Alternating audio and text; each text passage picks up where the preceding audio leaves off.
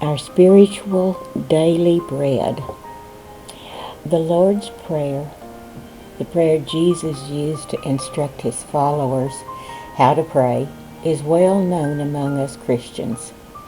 This prayer is recorded in Matthew 6, verse 9, and Luke 11, verses 2 to 4. One portion of that prayer says, "Give us this day our daily bread."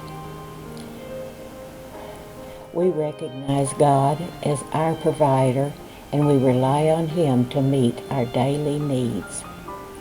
First thoughts of daily bread is that God is providing food, water, air, giving our lungs the air to breathe and being able to breathe, inhale, exhale.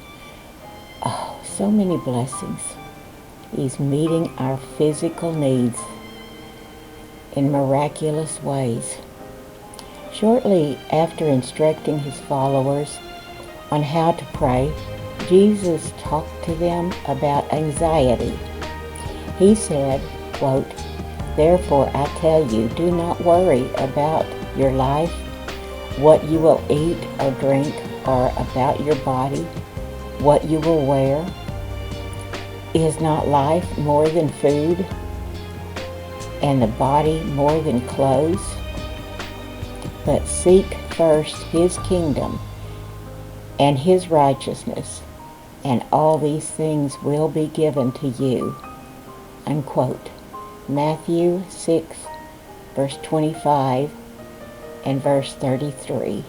Our thoughts go immediately to tangible needs when we thank God for our daily bread.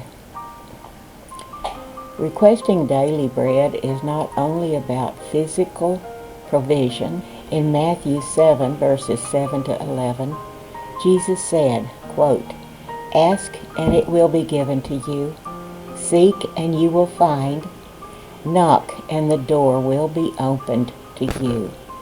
For everyone who asks receives, and the one who seeks finds. And to the one who knocks, the door will be opened. Which of you, if your son asks for bread, will give him a stone? Or if he asks for a fish, will give him a snake? If you then, though you are evil, know how to give good gifts to your children, how much more will your Father in heaven give good gifts to those who ask him?" Unquote.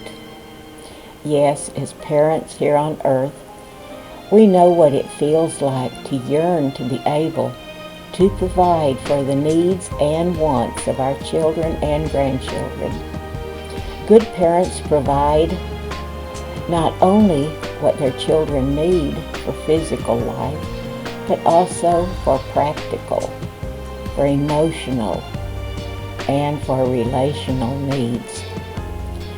God is the giver of good gifts.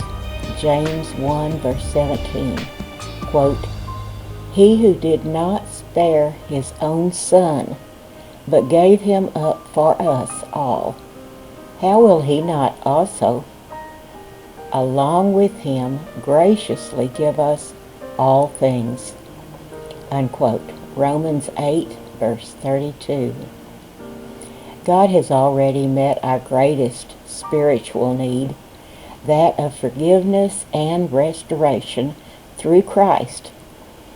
This is in Colossians 2, verse 13, 2 Corinthians 5, verse 17 and 21, and in John 20, verse 31.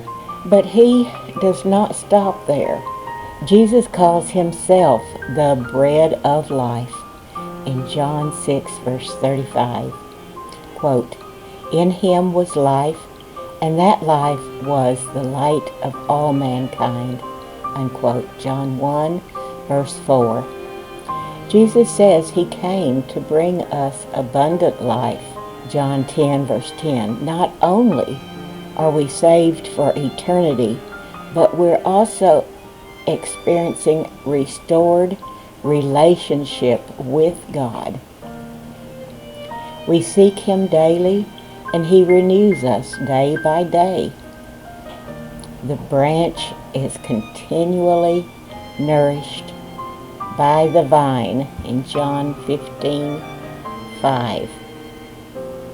Our daily bread, nurtured by the vine, opening our eyes to see the larger picture of what bread represents for us Christians.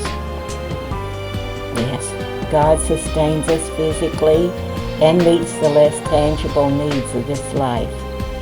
He is the bread that satisfies our spiritual hunger and needs. He sustains our hearts. When we ask God for our daily bread, we are humbly acknowledging Him as the sole giver of all. We are living day by day, one step at a time. We are exercising simple faith in Him to provide just what we need, when we need it, for every area of life.